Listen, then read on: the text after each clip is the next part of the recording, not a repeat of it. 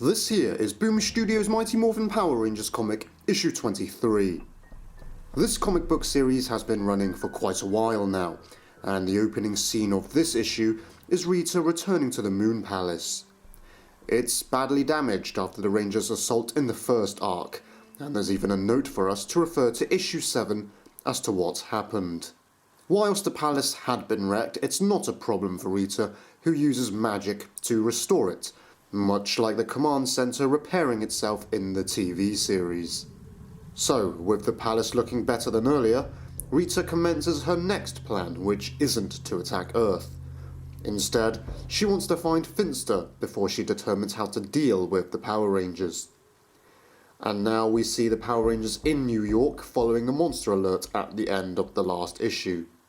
They're taking on a monster which is crazy enough to be in the TV series.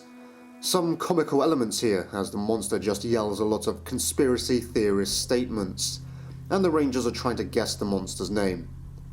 In the end, Kimberly just shouts at the monster, who then reveals its name as Sheeple, because it's a sheep monster. Not only does it yell to hurt people's ears, but it also has an attack, which fires wool out. But that's not the actual attack. The wool awakens, and each piece of wool is a smaller monster. Goofy and scary at the same time. Grace is watching back at Promethea when she's informed that they've got a hit on another monster about to turn in Vancouver, although this one is seemingly a bit different. Grace decides to fly up immediately, saying to notify the Rangers once the threat in New York is over. But the Rangers have their hands full against the smaller sheep monsters. Even with their power weapons, they struggle to contain the situation. One civilian manages to escape, but the sheer number of sheep monsters grows to the point where practically an entire street is covered by the monsters, and more civilians are caught up as a result. Sheeple keeps yelling about spreading the word, which gets Billy thinking. In the end, he summons his Triceratops Dinozord, to Kimberly's amazement, probably wondering why he's seemingly escalating the battle. And we learn here that inside the Dinozord alone, the computer is able to analyse vocal patterns. So the Dinozords in the comics are more than just battle machines.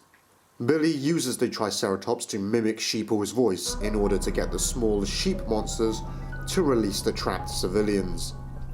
Billy then orders the smaller monsters to attack Sheeple, so they practically eat him to death. It's a bit of a grisly end that results in all the monsters dying down. And with that situation over, the Power Rangers are contacted by Promethea, telling them to teleport to Vancouver immediately. So a task force is already present in Vancouver just as the Power Rangers teleport in. It's revealed here that Grace has quarantined the area in order to pin down the monster. Once again, such a tactic causes Jason and Grace to clash over Promethea's methods. The reason for the containment is because Promethea cannot locate the monster, so Billy offers to return to the lab with Trini to boost the scanner. Next up, we see Finster in the Pockets dimension, and he's contacted by Rita somehow.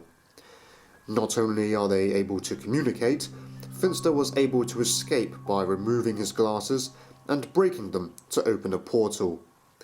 That's a new feature that wasn't seen in the TV show. But then again, Finster didn't really need to escape from anywhere. The question is, why didn't he escape earlier? There must be a bigger plan going on. Back at the labs, Billy's theoretically come up with a way to boost the sensor's efficiency. Trini teleports with one scanner back to Vancouver, whilst Billy stays behind to make more. This impresses Andrea, and given the sound of Billy's voice, she was able to deduce that he's quite young, and that it's quite possible that she already knows him. But he denies this and starts to talk about how remarkable Promethea's campus is. Billy is amazed how the energy expenditure is only half of what it should be for such a campus. When asked how they were able to accomplish such a feat, Andrea shies away from an answer and says it's a trade secret. This gets Billy curious. Back in Vancouver, the other Rangers are discussing Grace's tactic. Kimberly is okay with it because if they locate the monster now, the situation won't be as bad. But Tommy wonders if Grace is capable of this, what else is she capable of? Jason decides to talk to Grace about her methods. We then see Billy sneaking around Promethea when he runs into some guards. He wanted to take a look behind a door, but the guards tell him it's off limits. Billy backs away and then teleports past the guards. A nice bit of covert ops from Billy. And it is here where we see the big reveal. There is a person imprisoned within Promethea, and that person is Lord Drakon. That's the end of this issue, and it wraps up the first arc of the series, as it basically revealed Drakon was captured by Promethea when he arrived in the main universe. My feelings on this issue are mixed. The monster fight was goofy, so it was reminiscent of the original TV show. It was fun as a result, but the way the Rangers talked throughout the battle annoyed me. It was like they weren't taking matters seriously, a trait which was introduced in the TV series following Jason, Zack and Trini's departure. I also don't like how Drakon is back in the story already. If the second arc is ultimately all about him again, I personally think I'm going to be in for a ball. Having said that, I am looking forward to finding out in the next issue if he's somehow powering the whole of Promethea, judging by the way he was hooked up on the last page.